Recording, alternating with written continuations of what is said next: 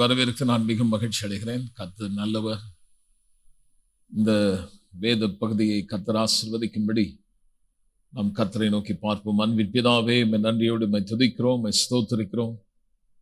தர்மியான செவ்வாய் இரவுக்காக நாங்கள் உமக்கு நன்றி செலுத்துகிறோம். இந்த வேத பாடம் ஆண்டவரே, அதன் வழியாக நாங்கள் இன்னும் அதிகமாய் உடைய வார்த்தை அறிகிறதுனால் மட்டுமல்ல ஆண்டவரே, அதை குறித்த சரியான வெளிப்பாடு எங்கள் இருதயத்திலே உண்டாகி தொடர்ந்து உமது நாமத்தையும் ஆண்டவரே நீர் எங்களை குறித்து வைத்திருக்கிற நோக்கத்தையும் நிறைவேற்றும்படி இந்த நாமத்தை பற்றி கொள்ளவும் உம்மை மகிமைப்படுத்தவும் பரலோகத்தினுடைய விருப்பத்தையும் சித்தத்தையும் இன்னும் நன்றாக செயல்பட எங்களுக்கு நீர் உதவி செய்யும்.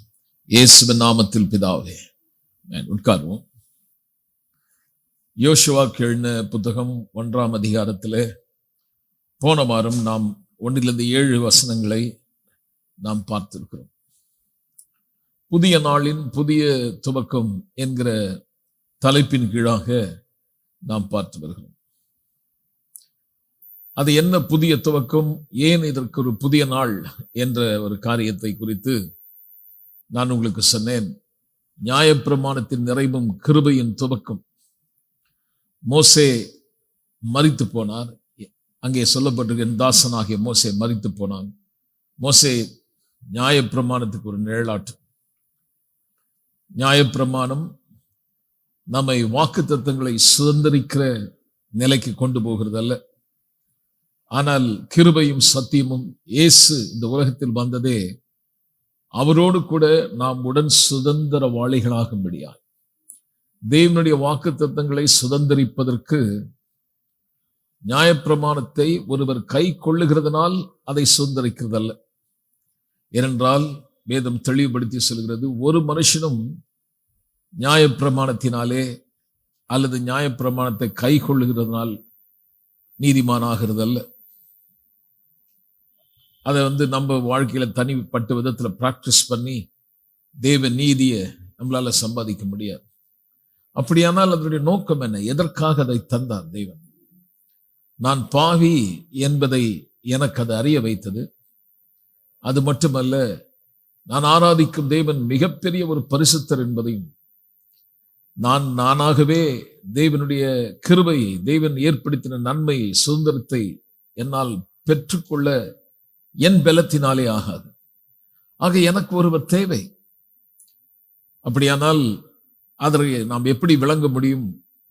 இந்த சம்பவத்தை கொண்டு அருமையான ஒரு படக்காட்சியை போல தேவன் நமக்கு இதை காட்டுகிறார். எப்படி நாம் சுதந்திரிப்போம் என்று சொல்லும் பொழுது, ஏற்கனவே இது கொடுக்கப்பட்ட ஒரு காரியம். யோசுவா 1ஆம் அதிகாரம் 3வது வசனத்தில் நீங்க படித்தீங்கன்னா,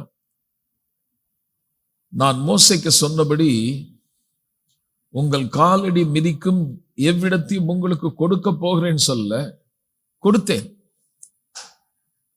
அப்ப இன்னும் அவங்க போகவே இல்லை. போய் சுதந்திரிக்கிறதுக்கு முன்பாகவே கர்த்தர் சொல்லுகிறார், நான் கொடுத்தேன் என்று. இதெல்லாம் நமக்கு ஒரு பாடம் மாதிரி பாருங்க. என்றைக்கு நான் ரட்சிக்கப்பட்டு தேவனுடைய பிள்ளை ஆனேனோ, அதே காரியத்தை நாம் எப்படி விளங்குறோம்னா, என்னுடைய மீட்பின் நன்மைகள் எல்லாவற்றையும் இயேசு நமக்கு கொடுத்து விட்டார். ஒன்று கூட கொடுக்க போகிறதா பார்க்க முடியாது. பாருங்க, நீங்கள் தேவ நீதியை பாருங்கள். நீங்க தேவ நீதி ஆனீர்கள் சொல்லுது, பரிசுத்தமாக்கப்பட்டீர்கள் சொல்லுது, சுகமானீர்கள் சொல்லுது, சாபத்திலிருந்து நீங்களாக்கி ஆசீர்வதிக்கப்பட்டீர்கள் சொல்லுது. நிறைய பேர் குழப்பம், எங்க நம்ம அதெல்லாம் ஒண்ணுமே பெறலையே, வரலையே, நான் அப்படியே தானே இருக்கேன், என் வாழ்க்கையில எனக்கு அது வரலையே, நான் சுதந்திரிக்கலையேன்னு சொன்னா அதை எப்படி சுதந்திரிப்பது? அதை குறித்த காட்சி தான் இது. நம்முடைய சுய முயற்சினால் அல்ல, என்னுடைய சுய ஒழுக்கத்தினால் அல்ல, ஏதோ நியாயப்பிரமாணத்தின்படி அதை கை கொண்டு இந்த சுதந்திரத்தை நான் எப்படி அடைவேன் என்றால், நான் ஏதோ செய்து பெறுகிறதல்ல, எனக்கு ஏற்கனவே கொடுக்கப்பட்டதை விசுவாசத்தினாலே பெற வேண்டிய காரியம். அதுதான் யோசுவாவை கொண்டு இஸ்ரவேல் ஜனங்களுக்கு அங்கே ஒரு காரியத்தை கற்றுக் கொடுக்கிறார், வரக்கூடிய சந்ததி விளங்கிக் கொள்ளும்படி.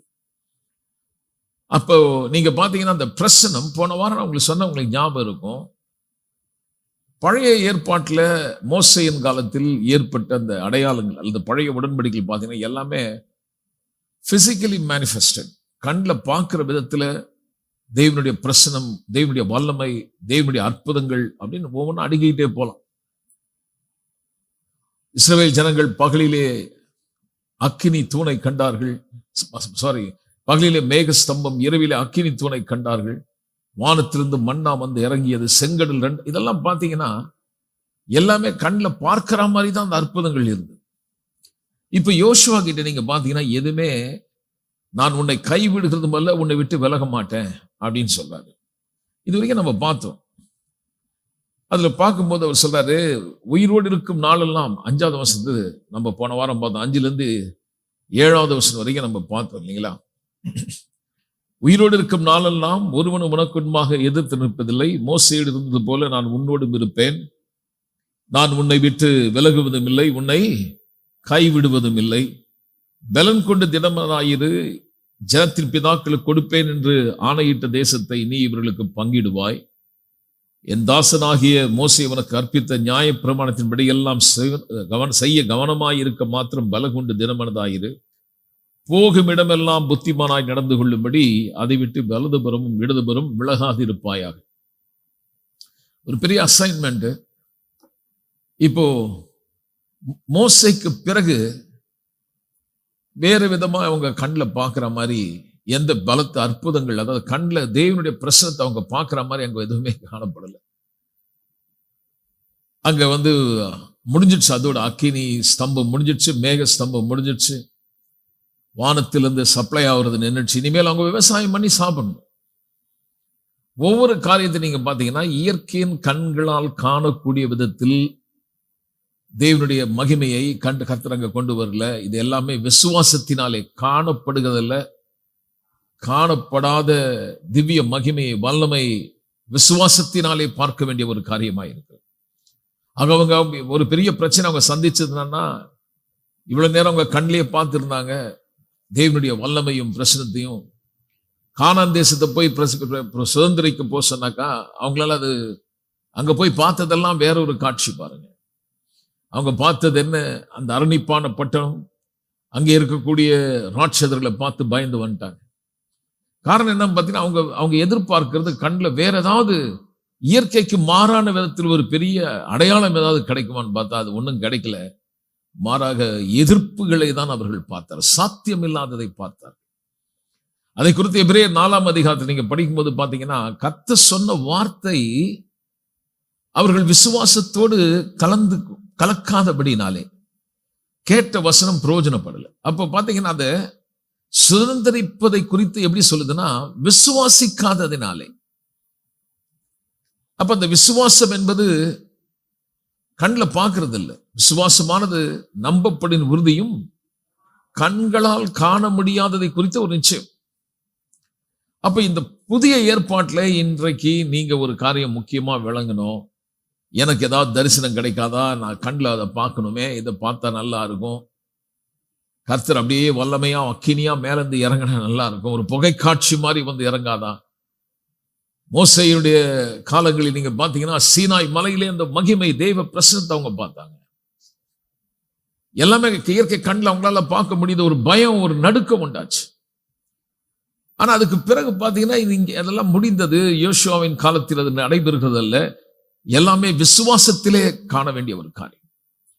அப்ப நம்ம இயற்கையின் கண்கள் காண்கிற காட்சியை வைத்து நீங்கள் பயப்படாமல், காணப்படுகளை அல்ல, காணப்படாதவைகளை, புலப்படாதவைகளை இருதயத்திலே விசுவாசித்து நீங்கள் முன்னே செல்ல வேண்டியதாக இருக்கிறது.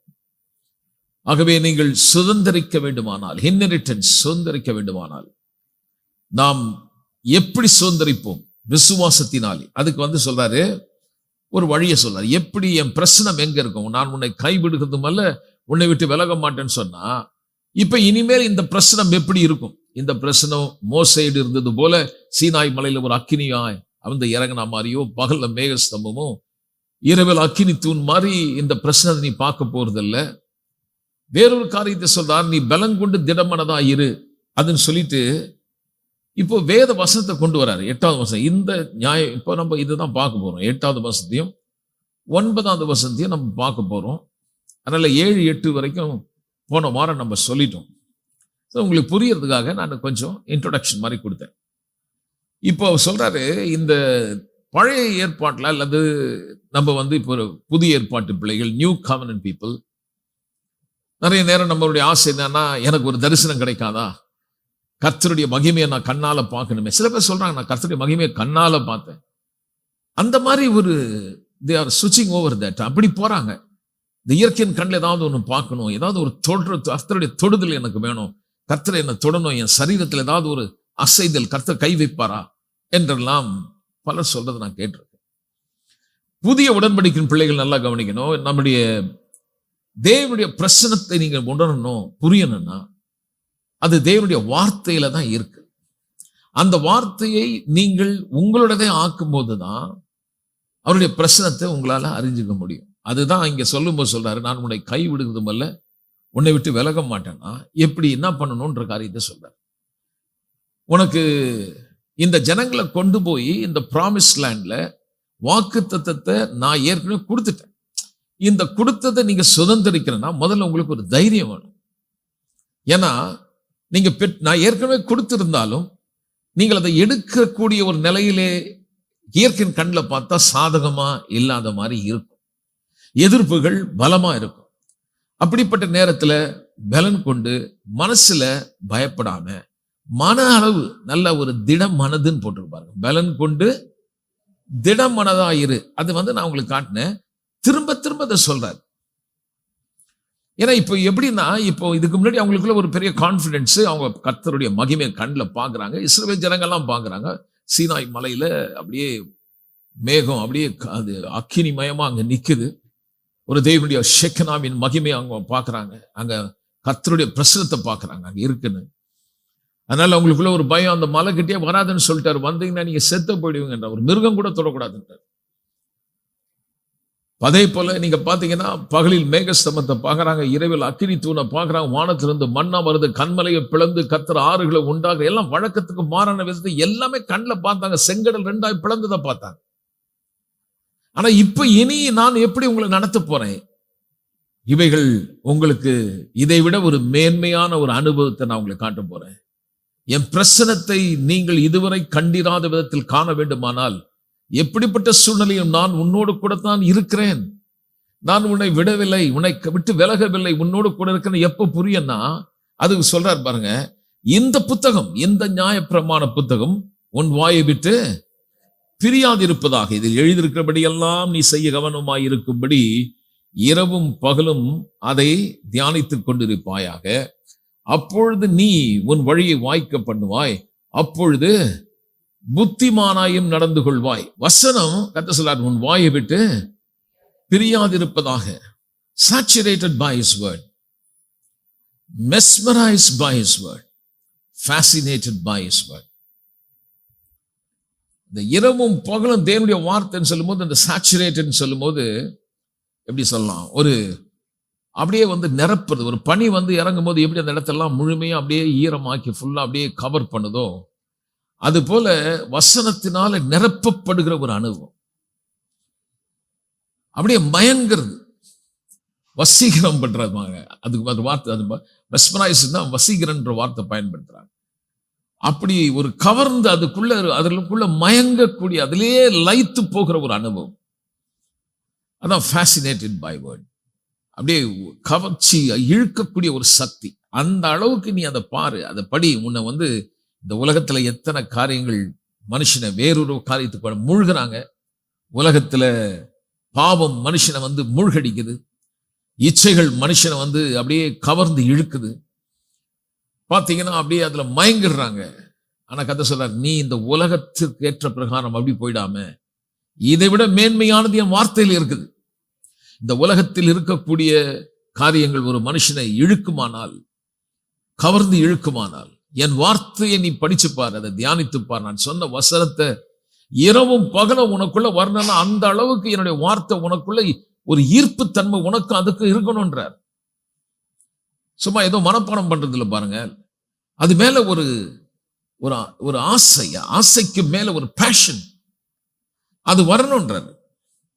அப்ப அது அப்படிப்பட்ட நிலைமை வந்தாதான் ரெண்டாவது வாயை விட்டு பிரியாது. வாயை விட்டு பிரியாது இருப்பதனாக இருக்கா வாயை விட்டு பிரியாது இருப்பதாகனா சும்மா 2 பேர 3 நேரம் அப்படி பேசி நம்ம விட்டுடும். ஆனா இந்த ஏதாவது ஒரு காரியம் உங்களை வசீகரிச்சிருச்சுன்னு வைங்களேன், ஏதாவது ஒண்ணு உங்களுக்குள்ள ரொம்ப அப்படியே நிரப்பிச்சு நம்ம அதுக்குள்ள மூழ்கிட்டீங்கன்னா வாய் பேசும், அது பேச ஆரம்பிச்சிடும். இப்போ கவலையிலே ஒரு மனுஷன் மூழ்கட்டும், அவங்களை நீங்க கவனிச்சு பாருங்க, எப்ப பாரு அந்த கவலை திரும்ப திரும்ப திரும்ப பேச ஆரம்பிச்சிடும். அல்லது இந்த உலகத்துல சில பேர் பார்த்தீங்கன்னா ஏதாவது ஒரு தவறான காரியத்துல மூழ்கிட்டாங்கன்னா எப்ப பாரு அதுலயே மூழ்கி கிடக்கலாம், அதையே பேசுறான், அதுலயே அதோட கனெக்டட். வேற ஒண்ணும் இல்லை பாருங்க. அப்போ எப்படி தேவனுடைய வார்த்தை வாயை விட்டு பிரியாது இருக்குன்னா, என்றைக்கு வசனம் அந்த அளவுக்கு உங்களுக்குள்ள நிரப்பப்படக்கூடிய அளவுக்கு உங்கள் எண்ணங்கள் தியானமா மாறணும்ன்றார். இது ஒரு பெரிய அற்புதமான காரியம் பாருங்க. அப்பதான் நம்முடைய வாழ்க்கையில ஒரு வெற்றிகரமான ஒரு வாழ்வு எப்போ வருதுன்னு பார்த்தீங்கன்னா, தேவனுடைய வசனத்திலே உங்களுக்கு இருக்கக்கூடிய ஒரு இணைப்பு, ஒரு பிணைப்பு. If you need to speak all the time, எப்பவுமே தேவனுடைய வசனத்தை நீங்கள் பேச வேண்டுமானால் அந்த வார்த்தை உங்களுக்கும் அந்த வசனத்துக்கும் ஒரு கவர்ந்து இழுக்கக்கூடிய ஒரு காரியம். சரி, அப்படி என்ன அப்படி வார்த்தையை நான் பேசி அது மேல ஒரு ஈர்ப்பு வந்துடுச்சுன்னா எனக்கு அதோட பெனிஃபிட் என்ன, எனக்கு என்ன கிடைக்கும்? கர்த்தர் சொல்ல பாருங்க, உனக்கு வெற்றியும் வரும். வெற்றினா குட் சக்சஸ், நல்ல வெற்றி. அந்த நல்ல வெற்றி ரொம்ப முக்கியம் பாருங்க. அது நமக்கு குடும்பத்துல தேவை, வேலையில தேவை, நம்முடைய ஆவிக்குரிய வாழ்க்கையிலும் நமக்கு நல்ல வெற்றி தேவை. விசுவாசி ஆனாக்கா நமக்கு பிரச்சனையே வராதுன்னு அர்த்தம் கிடையாது.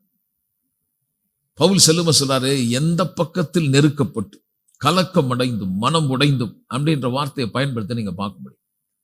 கலக்கம் அடைந்தும் நாங்கள் மனம் உடைவதல்ல, எப்பக்கம் நெருக்கப்பட்டாலும் நாங்கள் ஒடுங்கி போறது. அப்போ இந்த நெருக்கம், பாடு, கஷ்டம் எல்லாம் வருது, இருக்குது. நீங்க ரட்சிக்கப்பட்ட பிறகு அதெல்லாம் வராதுன்னு அர்த்தம் கிடையாது. இப்ப ரட்சிக்கப்படாம இருந்தாலும் அந்த பாடுகள் இருக்கு. அது முதல்ல நல்லா விளங்கிக்கணும். சில பேர் என்ன நினைக்கிறாங்கன்னா, நான் ரட்சிக்கப்பட்டேன், எனக்கு ஏன் இந்த வீட்டுல இவ்வளவு கஷ்டம்? ஆமா, அது நல்லா புரியணும் ஐயா. உலகத்திலே உயிராகிற வரைக்கும் உனக்கு கஷ்டம் இருக்கும், நெருக்கம் வரும், துன்பங்கள் வரும், பாடுகள் வரும். சரி, எனக்கு அப்படிலாம் வரக்கூடாதுன்னா அந்த நாளுக்கு உங்களை வச்சிருக்காரு. நம்ம செத்து போன பிறகு கூட்டு போயிடுவார் பரலோகம். ஆனா இந்த உலகத்துல இருக்கும்போது பிரச்சனைகள் காமன் வரும். ஆனா எப்படி ஜெயிப்பேன்?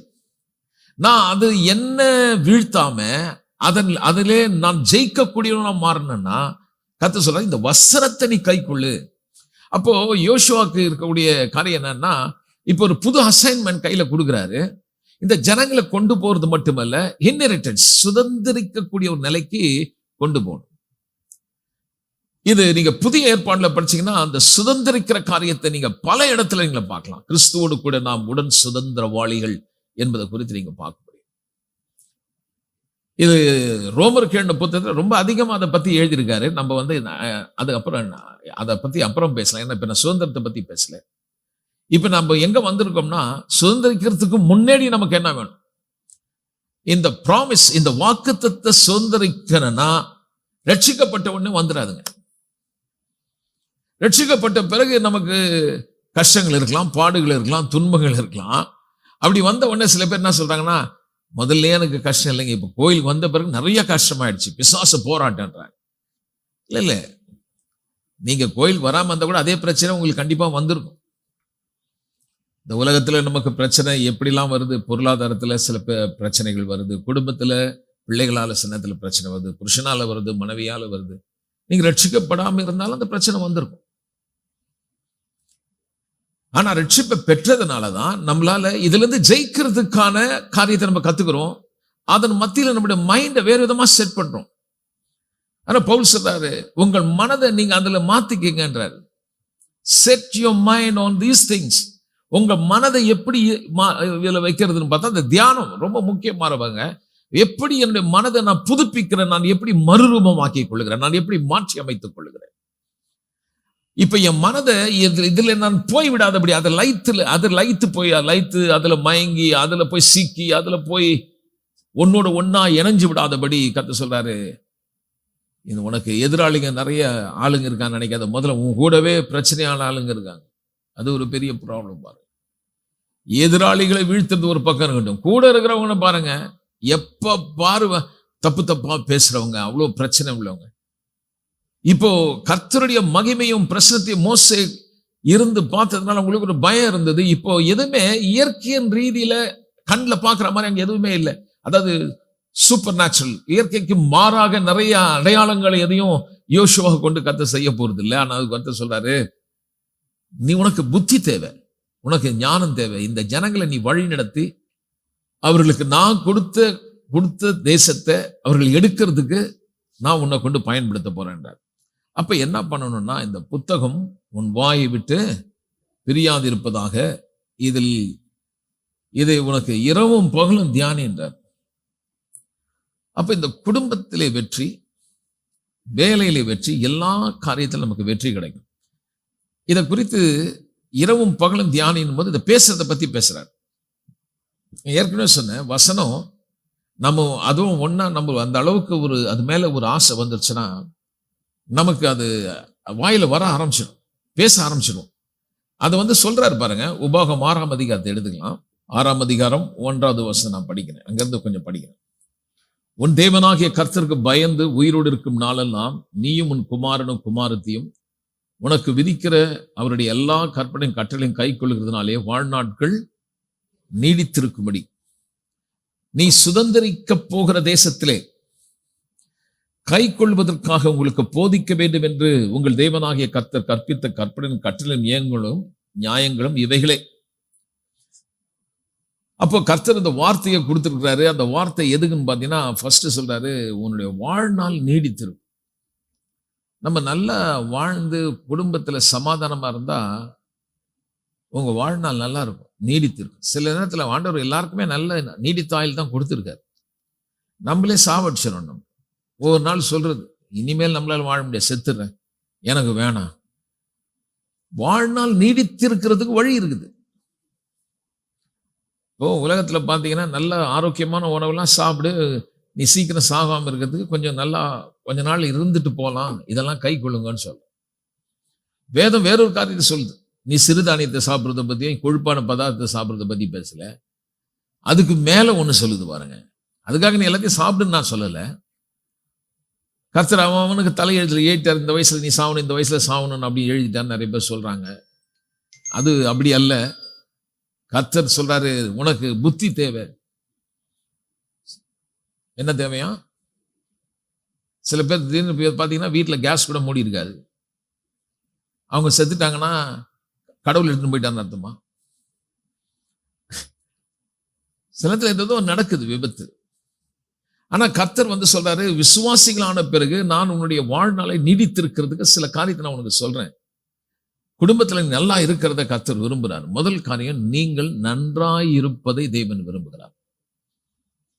அங்க பாருங்க 3வது வசனம் சொல்ற, இஸ்ரவேலே நீ நன்றாய் இருப்பதற்கு, எல்லாம் சொல்லுவோம் நன்றாய் இருப்பதற்கு. அப்போ நல்லா இருக்கிறது தேவனுடைய சித்தம். அதை நீங்க தெரிஞ்சுக்கணும். ஒருத்தரும் நல்லா இல்லாம இருக்கிறது கர்த்தருடைய சித்தம். அதான் யோவான் சொல்லும்போது, பிரியமானவன் ஆத்துமா வாழுகிறது போல. எதுக்கு வசனத்தை இரவும் போல தியானிக்க சொல்றாரு? நீ புத்திமானா இருப்ப, உன் வாழ்க்கை வெற்றிகரமா இருக்குன்னா குடும்பத்துல எப்படி வெற்றிகரமா இருக்க முடியும்? குடும்பத்துல நமக்கு சமாதானம் இருக்கணும், நமக்கு நல் வாழ்வு இருக்கணும். இது நமக்கு நல்ல வாழக்கூடிய ஒரு நிலைக்கு வர்றதுக்கு சொல்றாரு.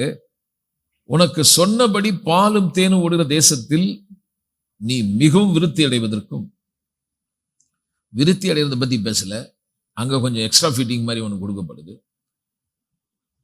பாலும் தேனும் இருக்கிற தேசம் அல்ல, பாலும் தேனும் ஓடு, எல்லாமே எக்ஸஸ் தான், எல்லாமே அதிகமா தான்.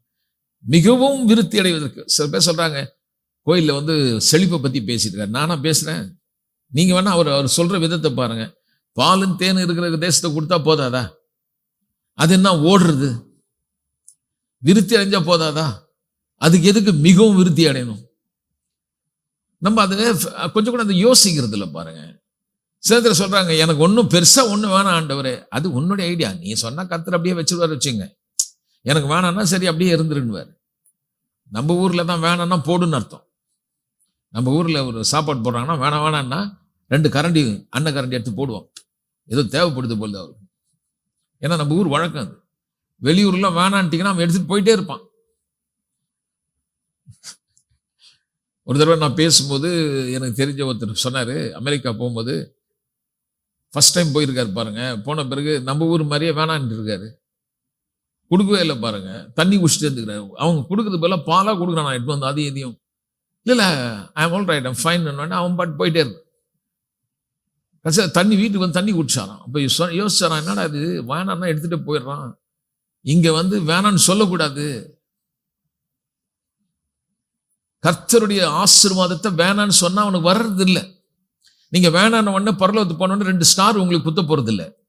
நீங்க நல்லா இருக்கிறத தேவன் விரும்புகிறார். விசுவாசி நன்றாய் பலுகணும், பெருகணும், செழிப்பா இருக்கணும், நல்ல வெற்றியை பெறணும் என்பது தேவனுடைய தீர்மானம்.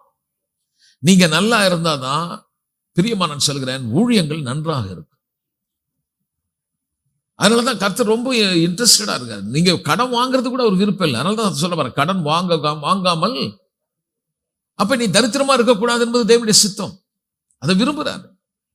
நீ நோய் பிடிச்சிருக்கிறத விரும்பல. அவர் சொல்றாரு, எகிப்து தேசத்தில் வரப்படின ஒரு வியாதியும் உனக்கு. இதெல்லாம் நீங்க படிச்சினாலுமே நல்லா தெரியும் பாருங்க. அது மட்டும் இல்ல பாருங்க, கடன் பட்டு இருந்தா கூட கர்த்தர் சொல்றாரு, நம்ம ஜனங்களா இருந்தா அவங்களை நீ மன்னிச்சு விட்டுன்றாரு. அவனை வந்து இது பண்ணாது. அதாவது அவங்க நல்வாழ்வை விரும்புறாரு. அதை தான் நான் சொல்ல வரேன். நல்வாழ்வு என்பது தேவனுடைய சித்தம். அப்ப அவருக்கு என்ன சொல்றாரு? 4வது வசனம், இஸ்ரவேலை கேள், நம்முடைய தேவனாகிய கர்த்தர் ஒருவரே. உன் தேவனாகிய கர்த்தரிடத்தில் முழு இருதயத்தோடும் முழு ஆத்துமாவோடும் முழு பலத்தோடும் அன்பு கூறுவாயாக. இன்று நான் உனக்கு கட்டளையிட்ட வார்த்தைகள் எங்க இருக்கணுமா? இருதயத்திலே இருக்க கடவுள். எதுக்கு தியானம் பண்ண சொன்னா அதுதான் சொன்னேன். அங்க வந்து யோசுவா கிட்ட சொல்றாரு, இந்த புத்தகம் உன் வாயை விட்டு பிரியாது இருப்பதுன்னா, எப்ப நம்ம வாயை விட்டு பிரியாது இருக்குன்னா அது மேல ஒரு பிரியம் இருக்கணும். அந்த வார்த்தை அப்படியே நிரம்பணும் இருதயத்துல. சொல்லப்பட்ட ஒவ்வொரு வசனத்தையும் வாக்கு தத்தங்களையும் நீங்க முதல்ல விரும்பணும். வாக்கு தத்தங்கள் என்னவோ நான் திரும்ப சொல்றேன், உங்களுக்கு கொடுக்கப்பட்டதை நீங்க விரும்பணும். நீங்கள் சுகமானீர்கள் சொன்னா சுகத்தை விரும்பணும். சாபத்திலிருந்து உன்னை நீங்களாக்கிட்டேன்னு சொன்னா ஆசீர்வாதத்தை விரும்பணும். நம்ம விரும்புறது இல்லையே. நம்ம அந்த அளவுக்கு அது மேல ஃபேசினேட் ஆக மாட்டேன். அது மேல அது அந்த அளவுக்கு உள்ள போக மாட்டுது. நமக்கு ஏதோ ஒரு மூலையில இருந்துட்டா போதும் அப்படி நம்ம நினைக்கிறோம். இல்ல கர்த்தர் உங்களை குறித்து அப்படி நினைக்கலைங்க.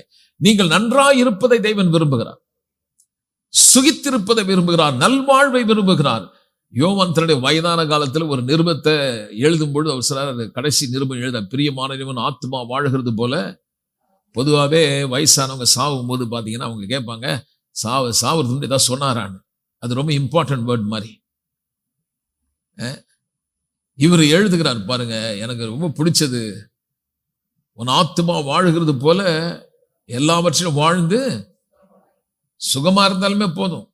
அதுனா எல்லாவற்றிலும் வாழ்ந்து சுகமா இருப்பது தேவனுடைய சித்தம். அது எதுக்கு சொல்றேன்னா, நல் வாழ்வை குறித்து சொல்லப்பட்ட வேத வசனத்தை நம்ம விரும்புறது இல்லைங்க. வந்து சொல்றது இதெல்லாம் நமக்கு தேவையில்லை. பரிசுத்தமான ஒரு வாழ்க்கை தான் நமக்கு தேவை.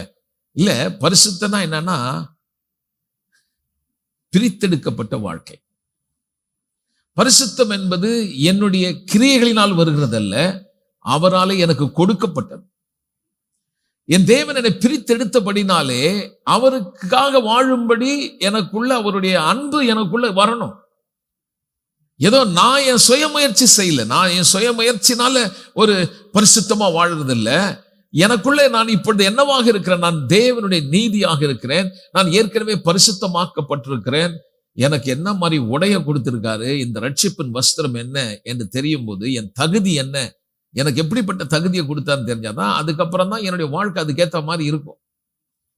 நான் ஏற்கனவே குப்பை, நான் ஆண்டவரே உதவ மாட்டேன், நான் எதுக்கும் லாக்கி இல்லைன்னு சொன்னா நம்ம எங்க வேணாலும் உட்காருவோம், என்ன வேணாலும் பண்ணுவோம்.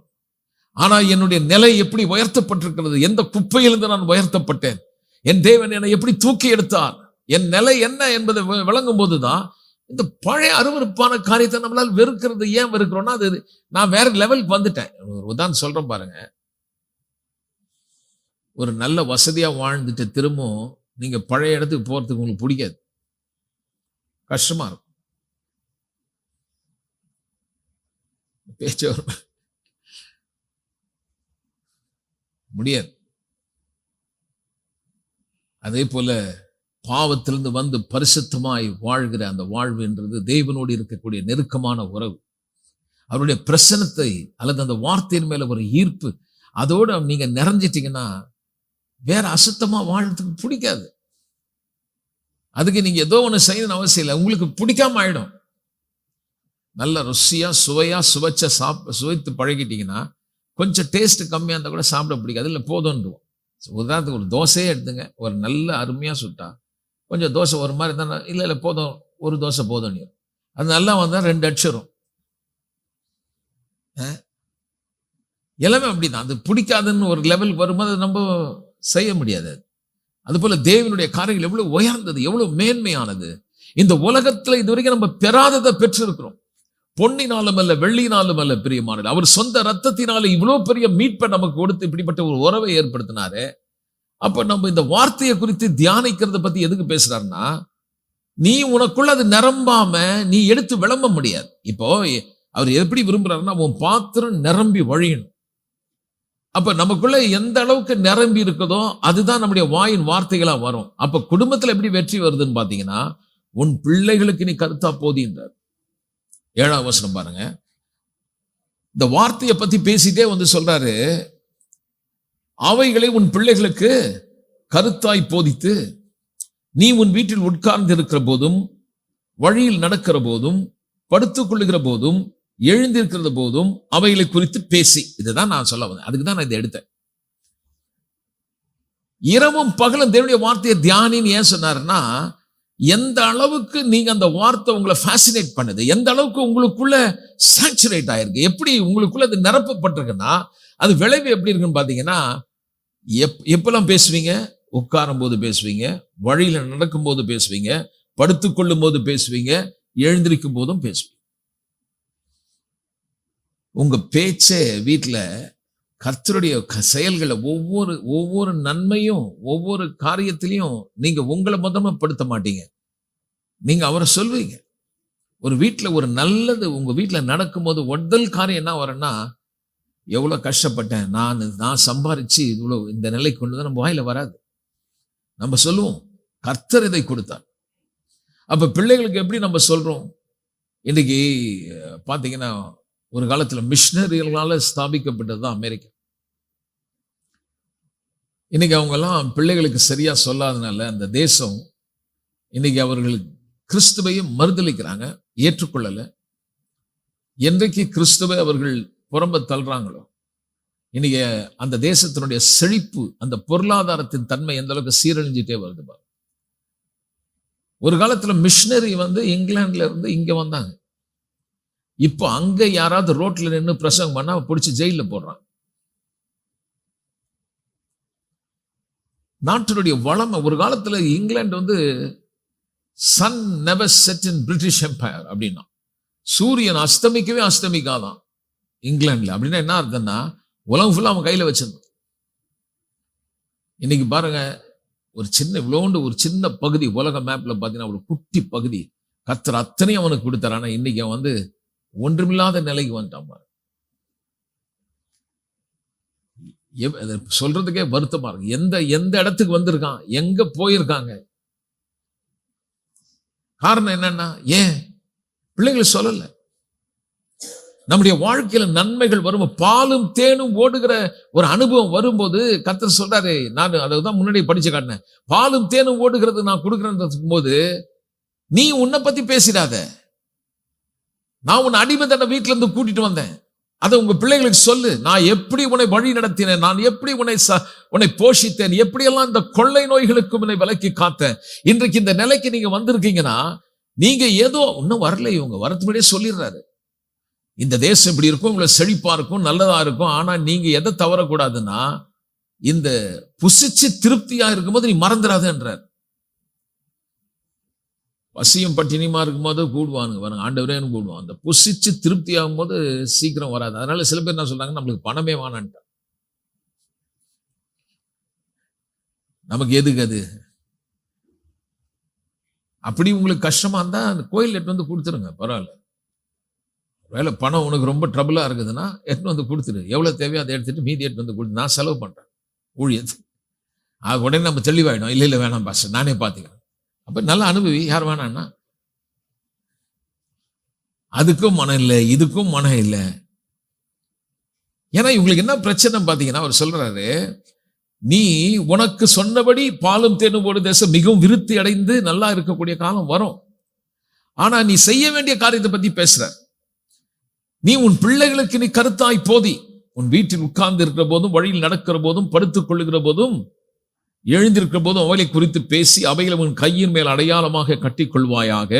அவைகள் உன் கண்கள் நடுவே ஞாபக குறியாய் இருக்க கடவுள்.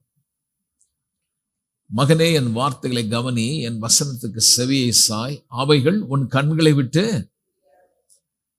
அது என்ன சொல்றாருன்னா, எப்பவுமே உனக்கு முன்னாடி என் வார்த்தை இருக்கட்டும். அப்ப தெய்வ பிரசனம் எங்க இருக்குன்னு பாத்தீங்கன்னா, ஏதோ ஒரு நெருப்பிலையோ பெரும் மழையிலையோ அல்லது பெரிய இடி முழக்கத்திலையோ அல்ல, தேவனுடைய வார்த்தையில் இருக்கிறது. அந்த வார்த்தை வேதம் சொல்கிறது, ஆதியிலே வார்த்தை இருந்த வார்த்தை தேவனிடத்தில் இருந்த வார்த்தை. அப்ப அந்த வார்த்தையை தேவன் நமக்கு கொடுத்திருக்கிறார். தேவனும் வார்த்தையும் ஒன்று. ஆகவே இந்த வார்த்தையில எந்த அளவுக்கு நீங்க ஒன்றாக இணைந்து அதன் வார்த்தையில நிரப்பப்படுகிறீர்களோ, நீங்கள் அவரிலும் அவர் உங்களிலும் இருக்கிறதை நீங்கள் பார்ப்பீர்கள். அதனாலதான் அது சொல்றாரு, இந்த அளவுக்கு வந்துருச்சுன்னா உன்னுடைய வாழ்க்கையில எவ்வளவு செல்வம் வந்தாலும், எவ்வளவு ஒரு வாழ்க்கையில உனக்கு செழிப்பான வாழ்வு இருந்தாலும், நீ பிள்ளைகளுக்கு வீட்டில் உட்கார்ந்து பேசும்போது ரொம்ப கவனமா பேசு. வீட்டில் கருத்தா போதி, வீட்டில் உட்கார்ந்து இருக்கும் போது பேசு, நடக்கும் போது பேசு, படுத்துக்கும் போது பேசு, ஏந்திருக்கும் போது பேசுனா, உன்னுடைய கான்வர்சேஷன்ல மெயினா என்ன பத்தி சொல்ல கத்துக்கோன்றார். அதான், வேற ஒண்ணும் சொல்லல. உன்னை முதன்மைப்படுத்தி பேசாத, நான் தான் உன்னை ஆசீர்வச்சிருக்கேன். அப்ப நான் சொல்லுகிறேன், இன்றைக்கு நம்ம கையில் இருக்கும் செல்வம், நல் வாழ்வு, நான் உடுத்தி கொண்டிருக்கின்ற உடைகள், என் வாழ்க்கையில் வந்த எல்லா நன்மைக்கு காரணம் என் கர்த்தர். இன்றைக்கு நான் நன்றாய் இருக்கிறேனால் தைரியமா விசுவாசி சொல்லலாம், கர்த்தரால் நான் ஆசீர்வதிக்கப்பட்டேன். அப்போ எங்க சொல்றாரு, முதல்ல உன் வீட்டுல சொல்லு, உன் வீட்டுல பேசு. அது உன் கண்ணு முன்னாடியே நிக்கட்டும். நான் செய்தவர்களை நீ மறந்து விடாதே. என்னுடைய தாவீது சொல்றான், என் ஆத்துமாவே கர்த்தரை ஸ்தோத்திரி, என் முழு உள்ளமே பரிசுத்த நாமத்தை ஸ்தோத்திரி, என் ஆத்துமாவே கர்த்தரை ஸ்தோத்திரி. அப்ப சொல்லிட்டு தான் சொல்றான், அவர் செய்த உபகாரங்களை மறக்காத. உபகாரங்கள், தேவன் உனக்கு செய்த உதவிகளை நீ மறந்து விடாதே. அப்ப நம்ம ஒவ்வொரு தடவையும் அக்னாலஜிங் அவர் காட். அவரையே நான் நினைத்துக் கொள்கிறேன், வழிகளெல்லாம் அவரை நினைத்துக்கொள். அதுபடி நினைக்கிறேன்னா உனக்கும் வார்த்தைக்கும் ஒரு நல்ல ஒரு உறவு, ஒரு நெருக்கமான ஒரு காரியம் இருக்கிறத பத்தி பேசுறாரு பாருங்க. அப்ப நீங்க பாத்தீங்கன்னா, அவைகளை போதி, உன் பிள்ளைகளுக்கு போதி என்றார். அப்ப வார்த்தையை நீங்க போதிக்க ஆரம்பிச்சீங்கன்னா, அந்த வார்த்தை தான் நம்முடைய வாழ்க்கையில ஒரு நல்ல ஒரு வெற்றியை கொடுக்குது, நல்ல ஒரு செழிப்பான வாழ்வை கொடுக்குது. 4 அதிகாரம், அவைகளை கண்டுபிடிக்கிறவர்களுக்கு தேவனுடைய வசனத்தையே பேசு, கவனி அப்படின்னு சொல்றாரு. நீ அதுல என்ன இருக்குன்னு கண்டுபிடி. உன்னை குறித்து நான் என்ன சொல்லி இருக்கிறேன் என்பதை கண்டுபிடி. அப்படி கண்டுபிடிக்கும் போது உன்னுடைய உடம்புக்கெல்லாம் நல்ல ஆரோக்கியம். தேவனுடைய வசனம் உடலுக்கெல்லாம் நல்ல மருந்து. நல்லா சொல்லும், நல்ல மருந்து. வசனம் ஒரு நல்ல மருந்து. அது நல்ல மருந்து மட்டுமல்ல, அதிலிருந்து ஒரு ஜீவன் புறப்படுதான். அது நின்று அந்த உன்னிலிருந்து, உன் இதயத்திலிருந்து, உனக்குள்ளிருந்து ஒரு நல் வாழ்வு, இதுக்கு முன்னாடி நமக்குள்ள மரணம் இருந்தது, ஆனால் வசனம் உள்ள வந்துச்சுன்னா அந்த வசனம் ஆவியும் ஜீவனமா இருக்கிறபடினால உன் நல்வாழ்வு என்பது யாரோ ஒருத்தருடைய இதிலிருந்து வரப்போறது இல்லை, யாரோ ஒருத்தரால இந்த தேவனுடைய வார்த்தையிலிருந்து, வார்த்தை உள்ள போயிடுச்சுன்னா அதிலிருந்து உனக்கு புறப்பட்டு வருகிறது. கர்த்தருடைய பிள்ளைகள் இதை நல்லா புரிஞ்சுக்கணும். தேவனுடைய வசனத்தை ஏன் கர்த்தர் படிக்க சொல்றாரு, எதுக்கு தியானிக்க சொல்றாரு, ஏன் அதை அந்த அளவுக்கு உள்ள நிரப்பிக்கொன்றாருன்னா அதுதான் உனக்கு ஒரு குட் சக்சஸை கொடுக்குது, அதுதான் உனக்கு ப்ராஸ்பெரிட்டியும் கொடுக்குது. அப்ப நம்முடைய மைண்ட் அதுக்கேற்ற விதத்தில் மாத்திக்கணும் பாருங்க, செட் பண்ணிடணும். எப்ப பாரு பிரச்சனையும் கஷ்டத்தையும் துன்பத்தையும் நினைக்காம. இப்ப யோசுவாக்கு முன்னாடி ஒரு பெரிய சேலஞ்ச் இருக்குது, எதிரில் பெரிய எரிகோ மதில் இருக்குது, உள்ள ஒரு ராட்சச கூட்டம் இருக்கான்னு இன்ஃபர்மேஷன் கிடைச்சாச்சு. இந்த பக்கத்தில் இருக்கிறவன் கூட இருக்கிறவங்க அதை விட பயங்கரமான ஆளு, எதிராளியை விட கூட இருக்கிறவங்க சில நேரத்தில் ரொம்ப பிரச்சனையானவங்க தெரியுங்களா. ஒருத்தர் சொன்னார், எந்த சண்டையை வேணா தீர்த்து வச்சிடலாங்க, பங்காளி சண்டை தாங்க ரொம்ப கஷ்டம்ன்றார். அதாவது அவர் என்ன சொல்ல வர்றாருன்னா, சொந்த ஜனங்க மத்தியில தான் நமக்கு நிறைய பிரச்சனைன்றார். சொந்த ஜனங்க தேவை, ஆனா சில நேரத்தில் அப்படி ஒரு பிரச்சனையா இருக்கு. அதெல்லாம் நம்ம கடந்து ஜெயிக்கணும்னா, ஹேண்டில் பண்ணணும்னா, these people are good covenant people. இவங்களை கொண்டு போய் சேர்க்கணும், இன்ஹெரிட்டன்ஸ்க்கு இவர் கொண்டு போய் இந்த வழி நடத்த வேண்டியதா இருக்குது. அப்ப நமக்கு நிறைய புத்தி, அவனுக்கு சொல்ற நீ புத்திமானா இருக்கணும், அப்பதான் இது உனக்கு சக்சஸ் இல்லை, ஒரு குட் சக்சஸ் வரும். வழியெல்லாம் நீ வாய்க்கு பண்ணுவேன், உன்னுடைய நீ போற பாதையெல்லாம் நீ வெற்றியை மட்டுமல்ல செழிப்பையும் ஒரு உயர்வான நிலையை நீ பார்ப்பேன் அப்படின்னு சொல்றாரு. அப்படின்னு பார்க்கும்போது பவுல் சொல்றாரு, விசுவாசிகளுக்கு நான் சொல்றேன், ஏன் தேவனுடைய வார்த்தையை பேசினா கவலைப்படாம இருக்கணும். ஒன்றை குறித்தும் கவலைப்படாமல் எல்லாவற்றையும் குறித்து ஸ்தோத்திரத்திற்குரிய ஜெபத்தினாலும் வேண்டுதலினாலும் தேவனுக்கு தெரியப்படுத்து. கவலைப்படாம நான் ஜெபத்துல கவலைப்படாம தேவனை துதிக்கணும்னா அப்ப எனக்கு வசனத்துக்கு ஒரு நல்ல உறவு இருக்கணும், அது என் இருதயத்தில் நிரம்பி இருக்கும். பிரச்சனை இருக்கு, ஒருவேளை வியாதி வந்துதா, வியாதியை பத்தி பேச மாட்டேன். அந்த வியாதியின் மத்தியில தேவனுடைய வசனம் எனக்கு என்ன சொல்லி இருக்குஎன்பதை என் வாயில் அது வர ஆரம்பிச்சிடும். புரியுதுங்களா? கஷ்டம் வருதுன்னா, துன்பம் வருதுன்னா நான் கவலைப்பட வேண்டிய அவசியம் இல்லை. என் இருதயத்துல என்ன இருக்குதோ அதுதான் வரும். இருதயத்தை நிறைவினால் வாய் பேசும். அப்ப நீங்க பேசினாதான் வெற்றி. வசனம் புத்தகத்தில் இருக்கும் வரை உங்களுக்கு உதவி செய்யாது.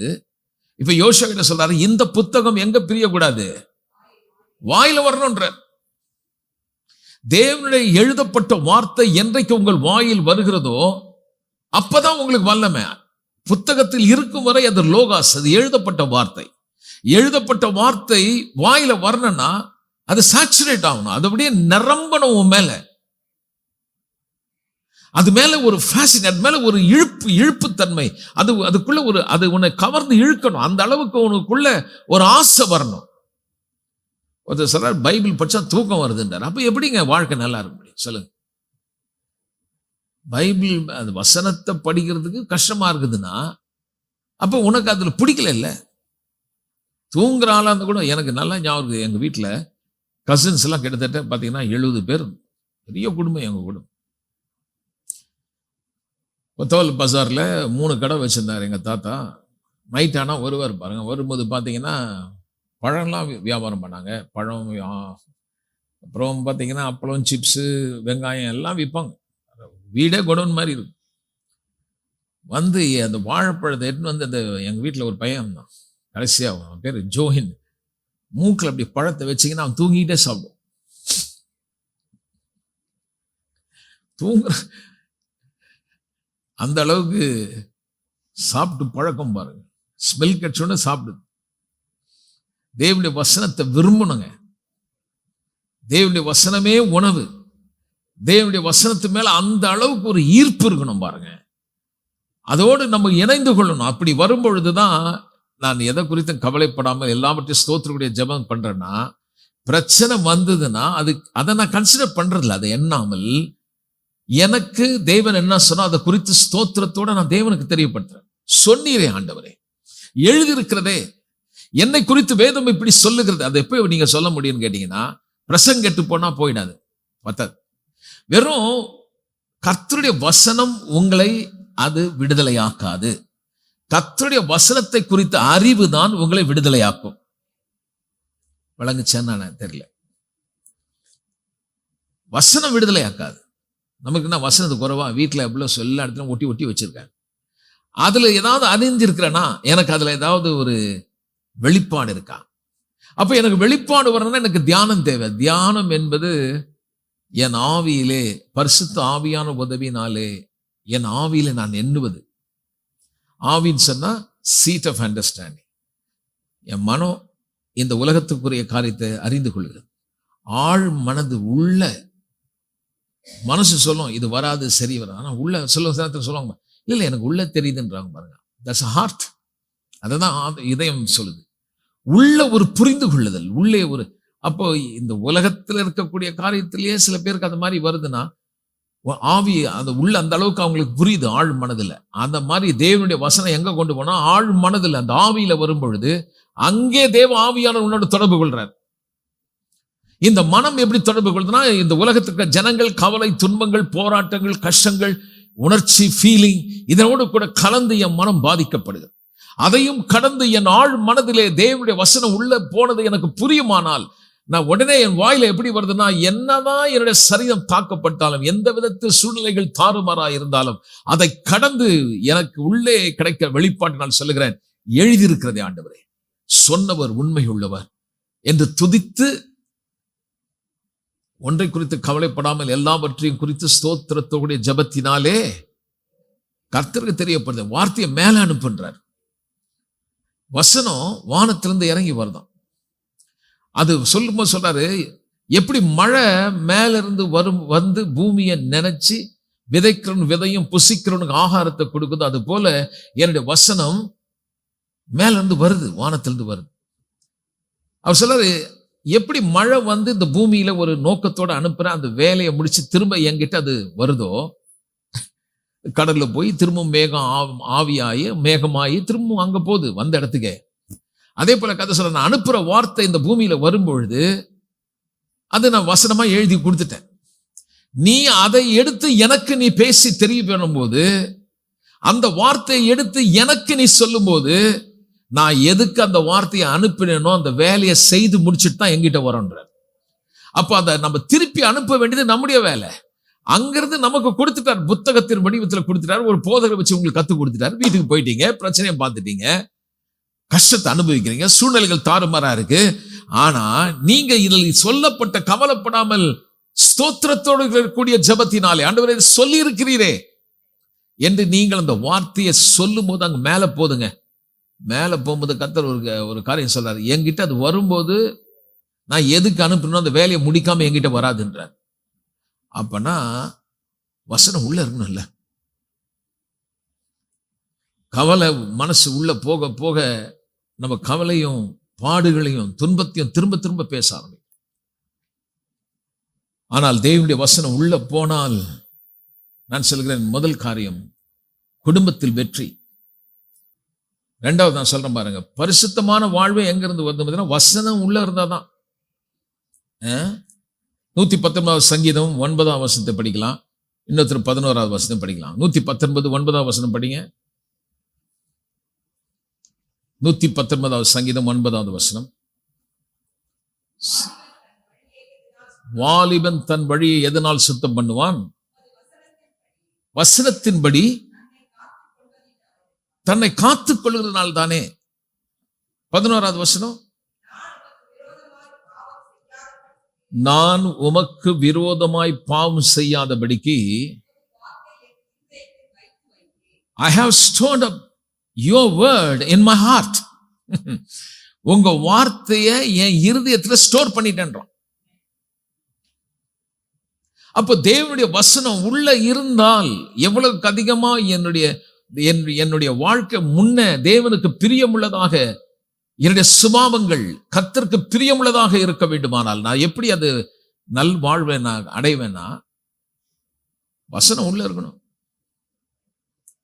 தேவனுடைய வார்த்தை உள்ள இருக்கணும். பாருங்க, தேவனுடைய வசனம் உன் குடும்பத்தில் இருக்கிற பிள்ளைகள் நல்ல வாழ்வை கொடுக்குது, நீடித்த ஆயுளை கொடுக்குது. அது மட்டும் இல்லை பாருங்க, தேவனுடைய வசனம் நம்மளை ஞானவானாய் மாற்றுகிறது. ஆமென். புத்திமானாய் மாற்றுகிறது. எல்லாம் சொல்ல புத்திமானாய் மாற்றுகிறது. சில வசனத்தை கொடுக்குறேன், பார்க்கலாம். நீதிமொழியின் புத்தகம் 3ஆம் அதிகாரத்துக்கு போகலாம். 13வது வசனம் நான் படிக்கிறேன். ஞானத்தை கண்டடைகிற மனுஷனும் புத்தியை சம்பாதிக்கிற மனுஷனும் ஆசீர்வாதமானவர்கள். அதன் வர்த்தகம் வெள்ளி வர்த்தகத்திலும் அதன் ஆதாயம் பசும் பொன்னிலும் உத்தமமானது. முத்துக்களை பார்க்கிலும் அது விலையேற பெற்றது. இச்சிக்கப்படத்தக்கது ஒன்றும் அதற்கு நிகரல்ல. அதன் வலது கையில் தீர்க்காயுசும் அதன் இடது கையில் செல்வமும் கனமும் இருக்கிறது. அதன் வழிகள் இனிதான வழிகள், அது பாதைகள் எல்லாம் சமாதானம். இப்ப யோசுவா கிட்ட இந்த வார்த்தையை குறித்து முக்கியத்துவத்தை கொடுக்கிறாரு.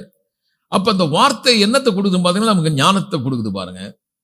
ஞானத்தை கொடுக்கிறது மட்டுமல்ல, அது எனக்கு ஞானவான் என்ற நிலைக்கு எப்படி நான் அடைகிறேன் என்றால், எனக்கு அது புத்தியை கொடுக்குது. புத்தின்னு சொல்லும்போது சில காரியம் நான் புரிஞ்சுக்கிறேன். அண்டர்ஸ்டாண்டிங் போட்டிருக்கோம் இங்கிலீஷ்ல பாத்தீங்கன்னா. புத்தினா புரிந்து கொள்ளுது. எந்த ஒரு காரியத்தின் சூழ்நிலை என் மனம் தெளிவா இருக்கும், குழப்பமடையாது, காரியங்களை என்னால் விளங்கிக் கொள்ள முடிகிறது. புத்தி எனக்கு புத்தியை கொடுக்கிறது, புரிய வைக்கிறது. ஆகவேதான் வேதம் சொல்லுது, நீ எதை சம்பாதித்தால் என்ன சம்பாதின்றது, புத்தியை சம்பாதி. ஏன்னா அதோட வர்த்தகம் சொல்லும்போது அதோட வியாபார ரீதியில பேசுறாரு. தேவனுடைய வசனம் உனக்குள்ள வந்துச்சுன்னா அதனால உனக்கு என்ன வரும்? என் வசனத்தை தியானம் பண்ணா உனக்கு என்ன வரும்? எப்படிப்பட்ட ஒரு வாழ்க்கையில நீ முன்ன வரும்? அந்த வர்த்தகம், அந்த பிசினஸ் எப்படி இருக்கும்? ஒருத்தர் ஆளு வெள்ளியும் பொண்ணையும் வச்சு பிசினஸ் பண்றானே, அதை விட நல்ல பிசினஸ் இதுன்றார். பசும் பொன்னிலும் உத்தமமானது. முத்துக்கள் சொல்லும்போது பிரஷியஸ் ஸ்டோன்ஸ். முத்துக்கள்னா நீங்க இந்த கடல்ல இருந்து எடுக்கிற முத்து நினைச்சுக்காதீங்க. முத்துக்கள் இங்க போட்டிருக்கிறது விலையேற பெற்ற கற்கள். அந்த பார்க்கில் இது ரொம்ப விலையானது. இச்சிக்கத்தக்கது ஒன்றும் அதுக்கு நிகரே கிடையாது. அது வலது கையில் தீர்க்காயுசும் அதன் இடது கையில் செல்வமும் இருக்கிறது. வழிகள் இனிதான வழிகள், அதன் பாதைகள் எல்லாம் சமாதானம். 4ஆம் அதிகாரம் திருப்பிக்கலாம். 4வது வசனம் படிக்கிறோம் பாருங்க.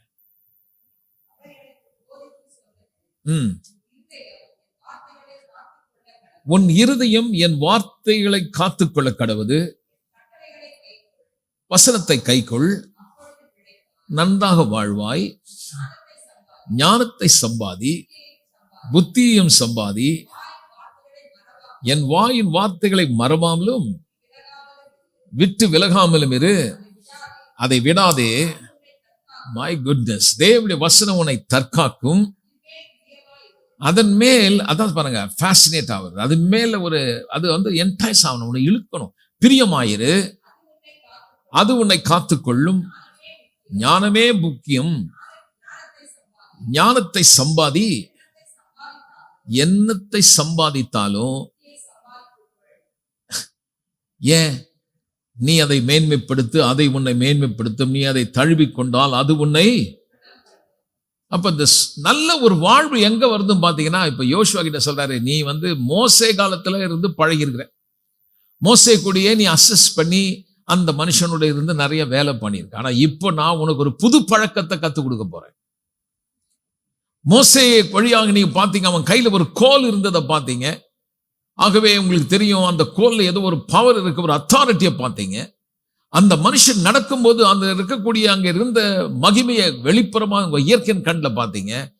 அதுக்கு மேலே நான் இப்போ ஒரு காரியத்தை நான் காட்டுறேன். அப்ப புது உடன்படிக்கை பிள்ளைக்கு சொல்றேன், எதுவுமே இதுவரை பழைய உடன்படிக்கை இல்லாத மகத்துவமான வல்லமை உங்களுக்குள்ள இருக்கு. மகா மேன்மையான மகத்துவமான வல்லமை விசுவாசிக்குள்ள இருக்கு. மோசேகையில கோல் இருந்தது, ஆனால் உங்களிடத்திலே வார்த்தை இருக்கிறது. இதெல்லாம் ஒரு டைப்பாலஜி. யோசுவா கிட்ட என்ன சொல்றாரு, நான் அவர்கிட்ட கொடுத்த மாதிரி நான் உங்களுக்கு கோல் கொடுக்கல. அல்லது ஜனங்க எப்படி பார்க்க போறாங்க, மோசே கூட இருந்த மாதிரி அங்க இருந்த சீனாய் மலையில இருந்த மாதிரி பார்க்க போறாங்களா? அவன் கூட இருந்தது போல நான் அவங்க கூட இருப்பேன். எப்பன்னா, என் வார்த்தையை நீ தியானி, என் வசனத்தை நீ பிடிச்சுக்கோ, என் வசனத்தையே தியானி. அப்ப நீ எப்படி இருப்பனா, நீ புத்திமானா இருப்பாய். செய்வதெல்லாம் உனக்கு நல்ல ஒரு வெற்றியை கொடுக்கும். You will have a good success ன்னு சொல்றார். ஈஸியா வர பணம் எல்லாம் நல்ல சக்சஸ் கிடையாது பாருங்க. பணம் சும்மா அப்படி எனக்கு அங்க ஒரு இடத்துல லாட்டரியில விழுந்தது, அதெல்லாம் சக்சஸ் கிடையாது. இல்லை இந்த உலகத்தில் ஒரு ஆள் கஷ்டப்பட்டு சம்பாரிச்சு இட்லி விற்று அதை விற்று ஒரு பெரிய பணக்கார ஆயிட்டாரு, அவர் ஒரு நல்ல ஒரு அச்சீவர் இருக்கலாம், successful person. But Bible chase different. Good success கர்த்தருடைய வார்த்தையை கை கொள்ளுகிறதுனாலே வரக்கூடிய மேம்பாடான வெற்றியை பற்றி பேசு. இது ஏதோ ஒரு ஏழையா இருந்தாரு, இட்லி வித்தாரு, இன்னைக்கு பாத்தீங்கன்னா அவர் ஒரு பெரிய கோடீஸ்வரன் ஆயிட்டாரு, அந்த சக்சஸை பத்தி பேசு. வாழ்க்கையில எத்தனை விதமான நெருக்கங்கள், சேலஞ்சு, என்னால கடந்து போக முடியாதபடி தடுத்து நிறுத்துற எந்த காரியத்திலே நான் சாதுரியமாக செயல்பட்டு நான் ஜெயிச்சு மேலே அவர் சித்தத்தை நோக்கத்தை செய்கிற ஒரு மனுஷன். என் விருப்பத்தை இல்ல, என்னுடைய நோக்கத்தை. யோசுவா கொடுத்தது என்ன? அவனுடைய வேலை கிடையாது பாருங்க, அது தேவனுடைய வேலை. தேவன் அவனுக்கு கொடுத்த வேலை. நான் சொல்கிறேன் பிரியமானவர்களே, இந்த உலகத்துல நம்ம வேலையை நம்ம தெரிஞ்சுக்கிறோம். இந்த உலகத்துல நம்மளே வேலையை தேடி போறோம், கண்டுபிடிக்கிறோம், இந்த வேலையை எடுத்துக்கிறோம். ஆனால் அதையும் மேலானது சொல்றேன், தேவனுடைய வேலை உங்களை குறித்து தேவன் வைத்திருக்கிற திட்டம் என்ன, நோக்கம் என்ன, வேலை என்ன, அதை தெரிஞ்சு நம்ம செய்யறோமா, ஏதாவது பண்ணியிருக்கோமா, அப்பதான் நமக்கு குட் சக்சஸ்.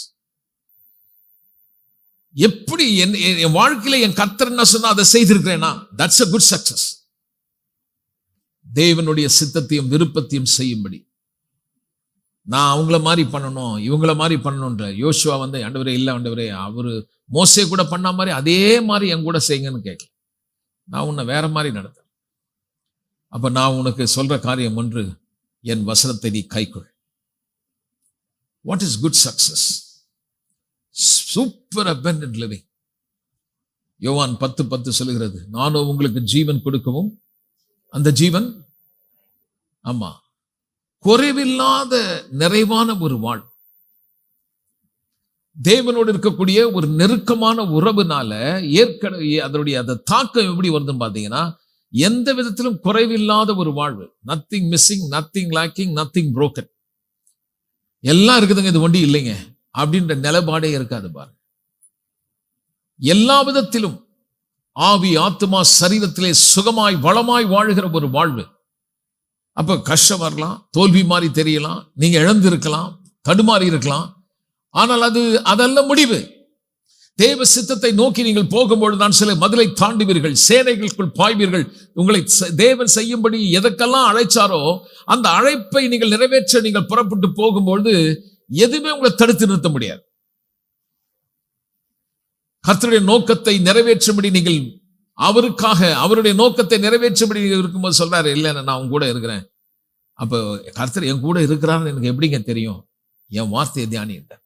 அதான் யோசுவா கிட்ட சொல்ற, நான் உன்னை கைவிடுதல் விட்டு விலக மாட்டேன்னா எப்படி தெரியும்? இப்ப பார்த்தா எதுவுமே இல்லை, எல்லாம் நின்று போச்சு, மேகம் வர மாட்டுது, நெருப்பும் பத்தி எரிய மாட்டுது, சாப்பாடு மேல நின்று போச்சு, இனிமேல் நாங்க வயல்வெளியில போய் தான் சாப்பிடணும். நீ இருக்கிறது எப்படி தெரியும்? நான் இருப்பதை நீ தெரிந்து கொள்ளணும்னா என் வார்த்தையை நீ தியானி, இரவும் பகலும் அதே நீ தியானி. அப்படி என் வசனத்தை நீ தியானிக்கிறதுனால என்ன வரனா, உனக்கு தெரியும் என்னுடைய திட்டங்கள் என்னதென்று நீ அறிந்து கொள்வாய். எரேமியா 29:11 சொல்றாரு. அந்த ஒரு வசனம் வண்டி நம்ம படிச்சிடலாம். நம்ம சும்மா ஒரு சின்ன இன்ட்ரடக்ஷன் தான். இந்த 7வது வசனத்தையும் 8வது வசனமோ இன்னைக்கு முதல் நாளா ஒரு சின்ன இன்ட்ரடக்ஷன் தான் கொடுத்துருக்கேன். நம்ம திரும்ப இதுல வருவோம், நல்லா ஆழமா டிக் பண்ணுவோம். இதுல இருந்து இந்த குட் சக்சஸை பத்தி கொஞ்சம் பார்க்க போறோம். ராமன் சொல்லாமே, இது வெறும் முதல் நாள், அதனால இது நான் சொன்னதெல்லாம் திரும்பவும் வருவேன், எல்லாத்தையும் கொஞ்சம் கொஞ்சமா விவரமா நம்ம பார்க்க போறோம். ஓகே, நான் 29:11 படிக்கலாம். எரேமியா 20. நீங்கள் எதிர்பார்த்திருக்கும் முடிவை உங்களுக்கு கொடுக்கும்படி நான் உங்கள் பேரில் நினைத்திருக்கிற நினைவுகள் அறிவேன் என்று கர்த்தர் சொல்லுகிறார். அவைகள் தீமைக்கல்ல. கர்த்தர் சொல்ற, உன்னை குறித்த என் திட்டங்கள் ஒன்று கூட தீமை கிடையாது. தேவனுடைய சித்தத்தையும் திட்டத்தையும் நிறைவேற்றும்படி நீங்க போனீங்கன்னா, நான் சொல்றேன், ஒருவேளை எதிர்ப்பு இருக்கலாம், கஷ்டம் இருக்கலாம், பாடுகள் இருக்கலாம். கர்த்தர் ஞாபகப்படுத்துறாரு, உனக்கு நான் உனக்கு தீமை செய்ய மாட்டேன். கர்த்தருடைய ஊழியத்தை செய்யறேன், கர்த்தருடைய நோக்கத்தை செய்யறேன், கர்த்தருடைய சித்தத்தை செய்யறேன், சமாதானத்தை இல்ல, நீ சமாதானத்தை இழக்க மாட்ட. ஒருவேளை கர்த்தருடைய சித்தத்தை செய்யும்படி வீட்டுல நம்ம ரொம்ப ஸ்ட்ராங்கா நிற்கும் போது பல எதிர்ப்புகளுக்கெல்லாம் அவமானம் வரலாம். உங்களை ஜனங்க உங்களை ரெக்கக்னைஸ் பண்ணாம போலாம், உங்களை ஒதுக்கி வைக்கலாம். எல்லாமே கெட்டது நடக்கிற மாதிரி தெரியும். ஆனா கதை சொல்றாரு, ஒன்று கூட உன்னை குறித்து என் திட்டங்கள் தீமைக்கு கிடையாது, எல்லாமே சமாதானத்துக்கு ஏதுவானவைகள். இந்த சமாதானத்துக்கு ஏதுவானவங்க சூப்பர் அபண்டன்ட் லிவிங். இந்த யோவான் 10:10 சொல்ற காரியம் தான் இங்க சமாதானம் என்ற வார்த்தை பயன்படுது. சமாதானம்னாலுமே எதிலுமே எந்த விதமான குறைவில்லாத ஒரு வாழ்வு, அதாவது சூப்பர் அபண்டன்ட் லிவிங். அது எங்க இருந்து வருதுன்னு பாத்தீங்கன்னா அவருடைய ஜீவன்ல இருந்து வருது. அப்போ இந்த ஜீவன்ல இருந்து வர்றது என்னன்னு பாத்தீங்கன்னா நன்மை. அப்போ உபாகம புத்தகத்திலே சொல்ற, இதோ உனக்கு முன்பாக ஜீவனும் மரணமும் இருக்கு, நன்மையும் தீமையும் இருக்கு, ஆசீர்வாதமும் நீ தான் சூஸ் பண்ணுன்ற. இதை குறித்து பல இடத்துல வேதத்துல நீங்க பாத்தீங்கன்னா இயேசுநாதர் வந்த முதல் காரியமே, அவர் சொல்ற காரியமே, நான் வந்ததே உங்களுக்கு ஜீவன் கொடுக்கும்படி. அவர் ஒவ்வொரு தடவையும் அந்த ஜீவனை பத்தி தான் பேசுறார். நித்திய ஜீவன், இந்த நித்திய ஜீவனை பத்தி பேசுறார். ரியல் ப்ராஸ்பரஸ் லைஃப், நல்ல ஒரு செழிப்பான வாழ்வு, சுகித்த வாழ்வு எதுல இருக்குன்னு பாத்தீங்கன்னா நித்திய ஜீவன்ல, அதாவது அவரோடு இருக்கக்கூடிய உறவு. என்றைக்கு நீங்க ரட்சிக்கப்பட்டவன் ஆவி உயிர் பெற்று கர்த்தரோடு இருக்கக்கூடிய உறவு பெறுதோ, அந்த உங்க ஆவி தாகம் அடையும் தேவனுடைய வசனத்தின் மேல. அந்த வசனம் ஒரு தண்ணீர் மாதிரி, மானானது நீரோடைய வாஞ்சிக்கிறது போல என் ஆத்துமா வாஞ்சிக்குது, என் மனம், என் எண்ணெல்லாம் வசனத்து மேல ஆசையா இருக்கணும். எனக்கெல்லாம் சின்ன வயசுலாம் நான் படிக்கிறதுனா ஒரு பெரிய பாடு மாதிரி பாருங்க. நாங்கெல்லாம் படிக்கும்போது மூர் மார்க்கெட்ல கைடுன்னு ஒன்று வச்சிருப்போம். புக்கே எடுக்க மாட்டேன். நாளைக்கு 2 நாள் எக்ஸாம் இருக்கும்போது தான் அப்பதான் யோசனையா வரும், என்னடா ஒண்ணுமே ஒரு நோட்ஸும் எடுக்கலையே, என்ன பண்றது. மூர் மார்க்கெட் போயிட்டு அதில் எடுத்துன்னு வந்து புக்கை அன்னைக்கு 2 நாள் என்னென்ன படிக்க முடியும் எல்லாத்தையும் படிச்சு எழுதிட்டு வந்துடும். பேப்பரை திருத்தி டீச்சர் எங்கிட்ட பல தடவை சொல்லியிருக்காங்க ஆசிரியர், இவருக்கு அறிவுக்கு ஒழுங்கா படிச்சு நல்லா முன்னுக்கு, எதுக்கடா இப்படி கெட்டு போறேன்னு சொன்ன விளங்க அது பாருங்க. அந்த மாதிரி டைம்ல எல்லாம் நம்மளே பெரிய ஆளா நினைச்சுக்கிறது. அப்படி சொல்லும்போது நம்ம ரொம்ப 2 நாள்லயே இந்த படிப்புன்னா என்னையே நான் சாட்டிஸ்ஃபை பண்ணிக்கிறேன். அவன் படிக்கிறத பார்த்தா எனக்கு பயமா இருக்கும். அப்படியே உழுந்து படிச்சு நம்ம படிக்கவே மாட்டோம், அப்படியே சுத்திக்கிட்டே இருப்பேன். கடைசியா எழுதுனா பாஸ் ஆயிடுறது. எப்படி பாஸ் ஆனது எனக்கே சில நேரத்தில் புரியாது பாருங்க. எங்க நான் சொல்லாதெல்லாம் எழுதுறேன்னு வருது, என்ன சொல்லாத எழுதுனா சொன்னதை கவனிச்சாதானே எழுதுறதுக்கு. எங்கேயாவது ஒரு புத்தகம் கிடைச்சா எடுத்து அதை படிச்சு அதை போட்டு எழுதி போயிடும். தேவனுடைய வசனத்தை தியானிக்கும் பொழுது கிடைக்கிற அறிவு மிகப்பெரியது பாருங்க. அப்போ எனக்கு ரட்சிக்கப்பட்ட பிறகுதான் புத்தகம் மேல படிக்கணும்ன்ற ஆசையா எனக்கு அப்பதான் வந்துச்சு பாருங்க. தேவனுடைய மனுஷர்கள் இந்த புத்தகத்தை படிக்கணும்னு ஆசை எப்போ வந்ததுன்னா, எனக்கு இந்த வார்த்தை மேல ஒரு ஒரு என்டைஸ்மெண்ட் ஆயிடுச்சு, உள்ள ஒரு கவர்ந்து இழுக்குது. I am really fascinated by his word. ரட்சிப்பு வந்தாலுமே இது மேல ஒரு ஆசை வந்துடும் பாருங்க. நம்ம காலையில வரோம், ஞாயிற்றுக்கிழமை காலையில் வரும், சாயந்தரம் வரும், செவ்வாய்க்கிழமை வச்சாலும் வரும், எல்லாரும் வர்றது இல்லையே இல்ல. ஏன்னா அது உள்ள அந்த ஆசை உள்ள வரல. இந்த ஆசைலாம் தானா வரணும் இல்லையா, அப்படித்தானே? அவங்கவுங்களுக்கு வரணும், அவங்கவுங்களுக்கு தானா வர்றது தான் ஆசை. யாராவது சொல்லி குத்தி வர்றது இல்லை. அப்போ இந்த உண்மையான ரட்சிப்பு பெறும்பொழுது நம்மளால இந்த வார்த்தையை கேட்கணும், இதை படிக்கணும் அப்படின்னு அது மேல படிக்கும்போது இதுல என்னென்ன சொல்லப்பட்டிருக்குன்னு தெரியும் போது, இதுல இதெல்லாம் நமக்கு தெரியும் போது உள்ள ஒரு டிரைவ். அது எங்க கொண்டு போகுது, எண்ட் ரிசல்ட் எங்க கொண்டு போகுதுன்னா அவங்க வாழ்க்கையை வெற்றிகரமா எடுத்து பாருங்க. நல் வாழ்வு எப்ப நம்மளுக்கு ஒரு பெரிய திருப்தி உண்டாயிடும். அவர் சித்தத்தை நான் செய்திருக்கேன், நோக்கத்தை செய்திருக்கேன், ஒண்ணுமே செய்யாம செத்துறக்கூடாதுல்ல. கர்த்தருடைய சித்தத்தை ஒன்னும் செய்யாம, ஒரு நோக்கத்தை நிறைவேற்றாம, வீட்டுக்காக உழைச்சி, பிள்ளைகளுக்காக கஷ்டப்பட்டு, புருஷனுக்காக சோறாக்கி போட்டு, மனைவிக்காக மாடா உழைச்சி, ஓடா தேஞ்சி, எலும்புகள் எல்லாம் தூக்கி நடக்கிற மனுஷனே, பாடுபட்டு வேதனைப்பட்டு பிள்ளைகளை கரை சேர்க்கணும்னு நினைக்கிற தகப்பன்மாருக்கு சொல்றேன், உழைச்சி கஷ்டப்பட்டு பிள்ளைகளை கரையை ஏத்தணும்னு சொல்லி 2 கையும் தேஞ்சு போன தாய்மார்களுக்கு சொல்றேன், சுத்தி நடந்து முட்டி வலி வந்து பாதிக்கப்பட்டவர்களுக்கு நான் சொல்றேன், கர்த்தர் சித்தத்தை செய்யும்படி ஏதாவது ஒரு ஸ்டெப் எடுத்து வச்சிருக்கோமா? கர்த்தருடைய நோக்கத்துக்காக நாம் வாழ்கிறோமா? ஆனால் வேதம் சொல்லுகிறது, அவர் சித்தத்தை நோக்கத்தை நீங்க செய்யணும்னா வசனத்தை நீங்க கை கொள்ளுங்க. அதுதான் அவர் சொல்றாரு, நீ தேவனுடைய வசனத்தை இனிமேல் நீ நீ கூடவே நடந்த, மோசே கூட நடந்த, நானே நேரா வர்றதை பாரு, முகமுகமா உனக்கு முன்னாடி வந்து நிக்கிறது, இதெல்லாம் எதிர்பார்த்துட்டு இருக்காத, வார்த்தையை பிடிச்சுக்கன்றார். Greater experience. தேவனை தொட்டு பார்த்து விசுவாசிக்கிறதை விட காணாமல் விசுவாசிக்கிறவன் பாக்கியவான். அப்ப அதை நான் காணாமலே எப்படி விசுவாசிக்கணும்? எழுதப்பட்ட வார்த்தை என்ன குறித்து என்ன சொல்லுதோ அதை முழு நிச்சயமாய் நம்ப. fully persuaded. ஆபிரகாம் முழு நிச்சயமாய் நம்பினான். ஆமென். அதே போல் நாம் தேவனுடைய வசனத்தை நம்பினால் நல்ல ஒரு சக்சஸ் இருக்கும். அடுத்த வாரம் இன்னும் கொஞ்சம் நல்லா பார்க்கலாம். இன்னைக்கு முதல் நாள், அதனால ஏன்னா இது ரொம்ப அருமையான ஒரு பகுதிங்க. 7வது வசனமும் 8வது வசனமும் ரொம்ப அருமையான ஒரு பகுதி. அதனால இதை நம்ம திரும்ப அதுல இருந்து நம்ம போறோம். 8வது வசனம் 9வது வசனம் நம்ம பார்க்க போறோம் அடுத்த வாரம். ஏன்னா இது கொஞ்சம் அதிகமா இங்க கொஞ்சம் நம்ம 2-3 வாரம் ஸ்பெண்ட் பண்ணலாம். இந்த இடத்துல இருந்து கொஞ்சம் நல்லா பார்க்கலாம். நல்ல வெற்றி வேணும் இல்லையா? செய்வதெல்லாம் வாய்க்கணும். அது யோசுவா கத்துக் கொடுக்கிறார். குட் சக்சஸ் பத்தி நம்ம அடுத்த வாரம் பார்க்கலாம். எழுந்து நின்று நாம் கர்த்தரை ஸ்தோத்திரிப்போம்.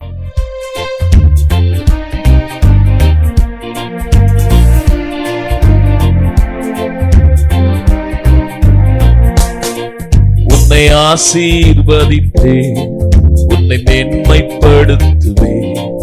உன்னை ஆசீர்வதித்தேன், உன்னை மேன்மைப்படுத்துவேன்.